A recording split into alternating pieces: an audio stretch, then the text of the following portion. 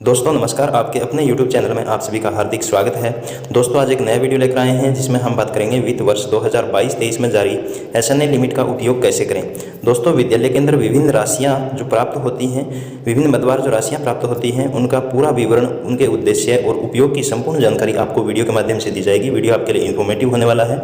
Video को last तक जरूर देखिएगा और अगर अभी तक आपने चैनल को सब्सक्राइब नहीं किया है दोस्तों, चैनल को जरूर सब्सक्राइब कर लें, बेल आइकन प्रेस करके और नोटिफिकेशन ऑन कर लें। साथ ही दोस्तों डिस्क्रिप्शन बॉक्स में दिए गए लिंक पर क्लिक करके टेलीग्राम ग्रुप भी ज्वाइन कर सकते हैं, जहां पर आपको विभाग से संबंधित विभिन्न प्रकार की महत्वपूर्ण सूचनाएं समय समय पर मिलती रहती हैं। चलिए दोस्तों वीडियो शुरू करते हैं। तो यहाँ देखिए दोस्तों, विद्यालय में मदवार जितनी भी राशि हमें प्राप्त होती है उनके संबंध में प्रमोद कुमार जी प्रधानाचार्य के द्वारा ये PDF तैयार की गई है, जो सभी के लिए काफ़ी उपयोगी होने वाली है। यहाँ पर अपने को प्रत्येक मद में जो राशि प्राप्त होती है उसका, साथ ही हमें राशि किस प्रकार से खर्च करनी है और उसके आदेश क्रमांक और दिनांक सहित संपूर्ण जानकारी दी गई है। तो सबसे पहले मैं सभी टीचर्स की तरफ से प्रमोद कुमार जी का धन्यवाद करना चाहूँगा कि इन्होंने इतनी मेहनत करके ये PDF तैयार की है, जिसकी सहायता से हम अपनी जो राशि प्राप्त होती है उसके संबंध में पूरी जानकारी प्राप्त कर सकते हैं। तो यहाँ देखिए दोस्तों, सबसे पहले हम बात करें बाल समारोह के लिए जो राशि प्राप्त होती है वो प्रत्येक विद्यालय को 200 रुपये की लिमिट SNA पोर्टल पर जारी की गई है। बच्चों को 3 समूह बनाकर उनके अभिभावकों के समक्ष सांस्कृतिक, खेलकूद और साहित्यिक 3 प्रकार की प्रतियोगिताएं करवानी है। प्रत्येक प्रतियोगिता में प्रथम 3 स्थान पर आने वाले बालकों को 20-20 रुपये के मोमेंटो या प्रतीक चिन्ह प्रदान करना है। यहाँ पर टोटल 3 प्रतियोगिताएं हैं। प्रत्येक प्रतियोगिता के अंदर प्रथम स्थान प्राप्त करने वाले बच्चों को ये मोमेंटो देने हैं। तो टोटल यहाँ पर 9 बालक होंगे। यहाँ यदि हम बात करें ये राशि किस प्रकार से खर्च करनी है, किस प्रकार से हमें बिल लगाने हैं, तो यहाँ पर बिल है वो मोमेंटो और प्रतीक चिन्ह का बनेगा या स्टेशनरी जो भी इसमें यूज करेंगे उसका बिल हमें बनाना है। यहाँ पर आदेश क्रमांक इसका दिया गया है 3029, 13/7/2022 को ये आदेश जारी किया गया था। यहाँ पर 2 नंबर राशि की हम बात करें तो सामुदायिक जागृति दिवस के संबंध में जो राशि हमें प्राप्त होती है वो प्रत्येक विद्यालय को 300 रुपये की लिमिट जारी की गई है। अगस्त, अक्टूबर और दिसंबर 2022 के अंदर 3 बैठकें बुलाई गई थी और उन्हीं के साथ बाल विवाह, बाल श्रम, बालिका शिक्षा, स्वच्छता इत्यादि विषयों पर 3 सामुदायिक जागृति दिवस मनाए गए थे। प्रत्येक बैठक के अंदर सर्वाधिक उपस्थिति वाले 3-3 बालकों को 100 रुपये का पुरस्कार देना है और यहाँ पर टोटल बच्चों की संख्या 9 होगी, क्योंकि 3 सामुदायिक जागृति दिवस मनाए गए थे और प्रत्येक सामुदायिक जागृति दिवस के अंदर हमें सर्वाधिक उपस्थिति वाले 3 बच्चों को ये जो राशि है ये प्रदान करनी है। इस प्रकार से टोटल 9 बच्चे होते हैं। यहाँ पर यदि हम बिल की बात करें तो 300 रुपये का स्टेशनरी जैसे रजिस्टर, पेन, पेंसिल आदि का बिल हमें बनाना है और इसके अंदर ये राशि खर्च करनी है। यहाँ आदेश की बात करें दोस्तों तो आदेश क्रमांक 3023, 13/7/2022 को ये आदेश जारी किया गया था। आगे यदि हम देखें आपणी लाडो योजना के अंतर्गत जो राशि हमें प्राप्त होती है वो 200 रुपये की लिमिट यहाँ पर जारी की गई है। बालिका शिक्षा को बढ़ावा देने हेतु जागरूकता कार्यक्रम, इस हेतु जुलाई 2022 में SDMC और SNC की बैठक बुलाई गई थी। यदि राशि के व्यय की बात करें तो कार्यक्रम के प्रचार प्रसार हेतु पोस्टर बनाने में, कलर पेन, तख्ती पर स्लोगन बनाने में, छोटे बोर्ड आदि के निर्माण में इस राशि को खर्च करना है। यहाँ पर यदि आदेश क्रमांक की बात करें 3024, दिनांक 13/7/2022 को ये आदेश जारी किया गया था। उसके बाद SDMC SNC ट्रेनिंग के लिए PO स्तर पर 2 दिवसीय गैर आवासीय ट्रेनिंग का आयोजन लगभग विद्यालयों के अंदर किया जा चुका है। प्रत्येक विद्यालय से 6 सदस्य जिसमें 5 कार्यकारिणी सदस्य और 1 जनप्रतिनिधि भाग लेंगे और इनके लिए यहाँ पर राशि का व्यय अगर हम देखें तो प्रति संभागी 140 रुपये नगद दिए जाएंगे, जिसमें भोजन और किराया शामिल होगा। 40 रुपये जलपान के, चाय नाश्ता आदि के और 400 रुपये जो दक्ष प्रशिक्षक है यानी जो KRP हैं जो ट्रेनिंग के लिए लगाए गए हैं उनको देने हैं और 550 रुपये व्यवस्था हेतु जो अन्य खर्चा है उसके अंदर अपने को ये खर्च करने हैं। 150 रुपये व्यवस्थापक मानदेय प्रतिदिन आदि। तो इस प्रकार से जो SDMC SNC ट्रेनिंग के लिए जो राशि जारी की गई है उसका उपयोग हमें करना है। आगे यदि हम देखें वॉलंटियर ट्रेनिंग के लिए जो राशि दी गई है वो प्रत्येक विद्यालय के लिए 640 रुपये की लिमिट जारी की गई है। विद्यालय में अध्यापक और अभिभावकों के मध्य जुड़ाव तथा बच्चों के ठहराव हेतु नियुक्त वॉलंटियर्स की 1 दिवसीय ट्रेनिंग यहाँ पर आयोजित करनी थी अपने को। तो यहाँ अगर व्यय की बात करें तो जो दक्ष प्रशिक्षक है उनको 300 रुपये मानदेय देना है। जलपान, चाय नाश्ता आदि के लिए 200 रुपये और अन्य स्टेशनरी जो भी यूज की जाती है ट्रेनिंग के दौरान उसके लिए 140 रुपये यहाँ पर खर्च करने हैं। इस प्रकार से टोटल जो 640 रुपये विद्यालय को प्राप्त हुए हैं उनको खर्च करना है। आगे यदि हम देखें समग्र विकास एवं पर्यावरण स्थिरता मद के अंदर जो राशि प्राप्त होती है वो प्राथमिक विद्यालय के लिए 5000 रुपये और उच्च प्राथमिक विद्यालय हेतु यहाँ पर 10,000 रुपये की लिमिट जारी की गई है। इसका उद्देश्य यदि हम देखें तो इसके द्वारा प्रारंभिक शिक्षा में पर्यावरण जागरूकता, साफ सफाई, जैव विविधता आदि के ऊपर बल देना, बच्चों को इसके लिए जागरूक करना।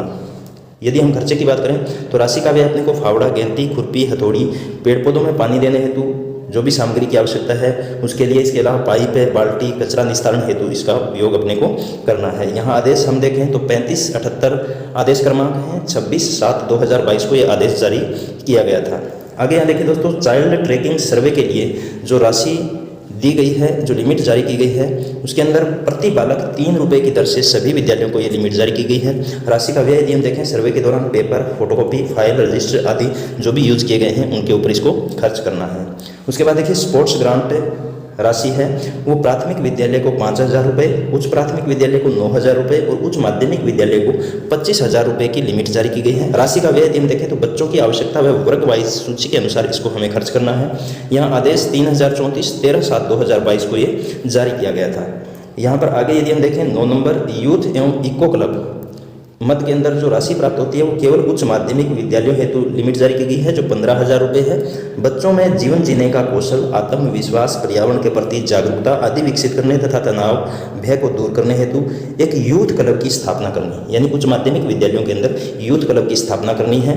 और कक्षा 1 से 8 तक तथा कक्षा 9 से 12 तक 5-5 सदन जिसमें पृथ्वी, जल, वायु, आकाश और अग्नि का गठन कर विभिन्न प्रतियोगिताएं करवाना। तो यहाँ पर ग्रुप्स बनाने हैं, 5 ग्रुप्स बनाने हैं जिनके नाम यहाँ पर दिए गए हैं, पृथ्वी, जल, वायु, आकाश और अग्नि, और उनके अंदर विभिन्न प्रकार की प्रतियोगिताएं अपने को आयोजित करवानी है। यहाँ पर व्यय की बात करें दोस्तों तो एक बोर्ड बनाना है जिसके ऊपर यूथ एवं इको क्लब युक्त हरित पाठशाला लिखवाना है, और इसके अलावा वृक्षारोपण, ट्री गार्ड, बागवानी, सब्जी उगाने हेतु उपकरण जैसे यहाँ पर फावड़ा, कुदाली, पाइप, खुरपी, शौचालय और मूत्रालय की सफाई हेतु उपकरण, पर्यावरण जागरूकता हेतु दीवार पर पेंटिंग व स्लोगन आदि बनाने के लिए इस राशि को खर्च करना है। यहाँ पर आदेश क्रमांक 3447 22/7/2022 को ये आदेश जारी किया गया था। उसके बाद यदि हम देखें स्कूल कंपोजिट ग्रांट यानी CSG राशि जो जारी की गई है उसकी लिमिट 25,000, 50,000 और 75,000 ये नामांकन के आधार पर होती है। तो ये लिमिट जारी की गई है। इसकी व्यय की यदि हम बात करें CSG राशि, उसका व्यय हम किस प्रकार से कर सकते हैं तो यहाँ पर दरी, स्टेशनरी, पेयजल, विद्युत व्यय, पंखा, झाड़ू, मटका, बाल्टी, प्रतियोगिताएं, खेल, लैब, प्रयोगशाला, चौक, डस्टर, समाचार पत्र, TLM, भवन मरम्मत और रंग रोगन आदि के अंदर इस राशि का हम खर्च कर सकते हैं। यहाँ पर दोस्तों नोट लगा करके लिखा हुआ है कम से कम 10% राशि है वो अपने को स्वच्छता से संबंधित कार्य, साफ सफाई से संबंधित कार्य हैं उनके अंदर अनिवार्य रूप से खर्च करनी है, और फर्नीचर क्रय के अंदर इस राशि का उपयोग नहीं करना है। इसके अलावा उत्सव मनाने में भी इस राशि का उपयोग बिल्कुल भी नहीं करना है। आदेश की यदि हम बात करें तो आदेश क्रमांक 2909 11/7/2022 को ये आदेश जारी किया गया था जिसके अंदर इसकी संपूर्ण जानकारी दी गई है। दोस्तों यहाँ पर जो आदेश क्रमांक और दिनांक दिए गए हैं, ये जो आदेश जारी किए गए हैं इन आदेशों के अंदर जो मदवार राशि प्राप्त हुई है उन मदों से संबंधित संपूर्ण जानकारी दी गई है। आप उसकी जानकारी उस आदेश से भी ले सकते हैं। यहाँ पर आगे यदि हम देखें CRC ग्रांट, ये केवल PO लेवल पर ही जारी की गई है जो 22,000 रुपये की लिमिट जारी की गई है। यहाँ पर देखिए दोस्तों राशि का व्यय कंटेंजेंसी ग्रांट संस्था कार्य हेतु स्टेशनरी, फोटोकॉपी, शाला दर्पण कार्य, मीटिंग, TA ग्रांट शैक्षिक नवाचार कार्यशाला आदि के अंदर कर सकते हैं। दूसरा यहाँ पर TLM ग्रांट जो है उसका उपयोग विज्ञान, गणित, SST विषयों हेतु, इसके अलावा मोबिलिटी स्पोर्ट ग्रांट है उसका अधीनस्थ विद्यालयों के अवलोकन हेतु उपयोग किया जा सकता है। आदेश की यदि हम बात करें तो 2907 दिनांक 11/7/2022 को ये आदेश जारी किया गया है। इसके अलावा ग्रामीण ओलंपिक खेल के लिए जो राशि जारी की गई है वो टोटल लिमिट यहाँ पर 9150 रुपये 9,150 रुपये जारी की गई है। इसका उपयोग यदि हम देखें तो राशि का व्यय खेल आयोजन व व्यवस्था में अपने को इस राशि को खर्च करना है। फिर आगे देखिए दोस्तों रानी लक्ष्मीबाई आत्मरक्षा प्रशिक्षण, इसके लिए केवल PO के लेवल पर ही राशि जारी की गई है। 9,000 रुपये की लिमिट यहाँ पर जारी की गई है। राशि का व्यय यदि हम देखें तो प्रशिक्षण के दौरान व्यवस्था के अंदर जैसे पेयजल, चाय, नाश्ता, ड्रेस आदि के ऊपर इस राशि को खर्च करना है। आगे देखिए दोस्तों वार्षिक उत्सव एवं पुरस्कार वितरण राशि, यहाँ पर प्राथमिक और उच्च प्राथमिक विद्यालयों को 3,000 रुपये और उच्च माध्यमिक विद्यालयों हेतु 5,000 रुपये की लिमिट जारी की गई है। यानी प्राथमिक उच्च प्राथमिक विद्यालयों में 3,000 रुपये और उच्च माध्यमिक विद्यालयों के अंदर टोटल 5,000 रुपये हम खर्च कर सकते हैं। इसके लिए व्यय की यदि हम बात करें तो मोमेंटो, प्रमाण पत्र, रजिस्टर, पेन पेंसिल, चाय, नाश्ता, पेयजल, माला, टेंट आदि के अंदर इस राशि का उपयोग हम कर सकते हैं।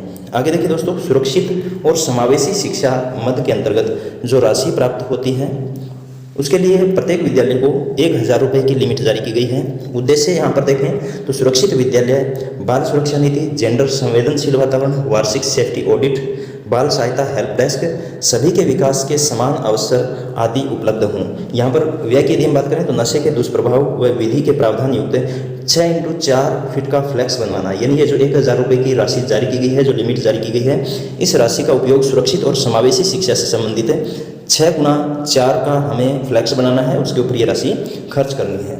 यहाँ पर आदेश की बात करें तो 5115 आदेश क्रमांक दिनांक 8/9/2022 को ये आदेश जारी किया गया था। उसके बाद देखिए दोस्तों, किशोरी शैक्षिक उत्सव गतिविधि मद के अंदर केवल पीओ स्तर पर यहाँ पर 4500 रुपये की लिमिट जारी की गई है। इस राशि के उद्देश्य की यदि हम बात करें तो बच्चों के सर्वांगीण विकास हेतु सितंबर 2022 में पीओ स्तर पर किशोरी मेले का आयोजन किया गया था।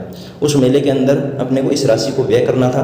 यहाँ व्यय की बात करें तो 2000 रुपये व्यय है वो स्टेशनरी के सामान जैसे मॉडल है, chart, colour pen, register, pen, pencil आदि के लिए, और 2500 रुपये का व्यय यहाँ पर स्टॉल व मेले के आयोजन व व्यवस्था हेतु चाय, पेयजल, टेंट, साफ सफाई आदि के अंदर ये खर्च करनी थी। यहाँ पर आदेश क्रमांक देखें तो 51/12 दिनांक 16/9/2022 को ये आदेश जारी किया गया था। उसके बाद देखिए दोस्तों, जेंडर इक्विटी प्रोजेक्ट, इसके अंतर्गत प्रत्येक विद्यालय को 500 रुपये की लिमिट जारी की गई है। यहाँ उद्देश्य हम देखें तो बालक बालिका दोनों को उनकी आवश्यकता के अनुसार संसाधन उपलब्ध करवाकर उनका समान रूप से विकास करना तथा लिंग आधारित पूर्वाग्रह व भेदभाव को दूर कर समुदाय में जागरूकता फैलाना। व्यय की यदि हम बात करें तो chart, poster, banner, colour pen व स्लोगन, पेंटिंग आदि के ऊपर इस राशि को खर्च करना है। यहाँ पर आगे देखिए दोस्तों, अगर हम बात करें टीचर सपोर्ट मटेरियल की, तो यहाँ नई शिक्षा नीति 2020 के तहत FLN के अंतर्गत कक्षा 1 से 5 तक अध्यापन करवाने वाले शिक्षकों को शिक्षण अधिगम सामग्री तैयार करने हेतु 200 रुपये प्रति शिक्षक प्रदान किए जाने हैं।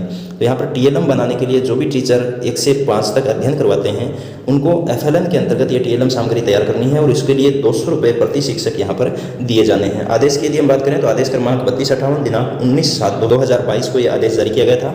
उसके बाद उपचारात्मक शिक्षण मद के अंदर केवल उच्च माध्यमिक विद्यालयों को 1500 रुपये की लिमिट जारी की गई है। उद्देश्य देखें तो इसके माध्यम से कोविड-19 के कारण माध्यमिक शिक्षा के बच्चों के अधिगम स्तर में जो कमी आई है उसको दूर करना इसका मुख्य उद्देश्य है। यहाँ पर कक्षा 9 से 12 तक प्रत्येक कक्षा के लिए 90 घंटे प्रति विषय उपचारात्मक कक्षाएं लगी तथा कक्षा 9-10 हेतु अंग्रेजी, गणित और विज्ञान तथा कक्षा 11-12 हेतु बच्चों की आवश्यकता अनुसार 3 विषयों की कक्षाएं यहाँ पर लगाई गई थी। इस राशि का व्यय यदि हम देखें तो रिंग, फोटोकॉपी, फाइल, प्रिंटर, स्याही व अन्य शिक्षण अधिगम सामग्री हेतु कुल 1500 रुपये की राशि का व्यय करना है। यहाँ पर देखिए दोस्तों, यदि बाहर से शिक्षक लगाए जाने पर कक्षा 9 से 10 हेतु 200 रुपये प्रति घंटा प्रति विषय तथा कक्षा 11-12 हेतु 300 रुपये प्रति घंटा प्रति विषय शिक्षक को अतिरिक्त भुगतान करना होगा। यहाँ आगे देखें, एल्यूमिनी मीट के अंतर्गत जो राशि हमें प्राप्त होती है उसमें केवल उच्च माध्यमिक विद्यालय को 1000 रुपये की लिमिट जारी की गई है, क्योंकि एल्यूमिनी मीट का आयोजन केवल उच्च माध्यमिक विद्यालयों में ही किया जाता है। प्राथमिक और उच्च प्राथमिक विद्यालयों के अंदर एल्यूमिनी मीट का आयोजन नहीं किया जाता है। यहाँ पर उद्देश्य देखें तो पूर्व छात्र सम्मेलन के माध्यम से पूर्व छात्रों का विद्यालय से जुड़ाव कर वर्तमान छात्रों को प्रेरित करना तथा विद्यालय विकास में योगदान देना। यहाँ पर व्यय की बात करें तो जो टोटल 1000 रुपये की लिमिट जारी की गई है उसका व्यय अपने को मोमेंटो, प्रमाण पत्र, माला, पेयजल, चाय, नाश्ता आदि के अंदर करना है। यहाँ आगे देखिए दोस्तों, ट्रांसपोर्ट व एस्कॉर्ट फैसिलिटी के लिए CWSN बच्चों के लिए भत्ता राशि का भुगतान करें। तो CWSN बच्चे जितने भी अपने विद्यालय के अंदर हैं उसके अकॉर्डिंग अपने को उनको भत्ता राशि है वो भुगतान करनी है।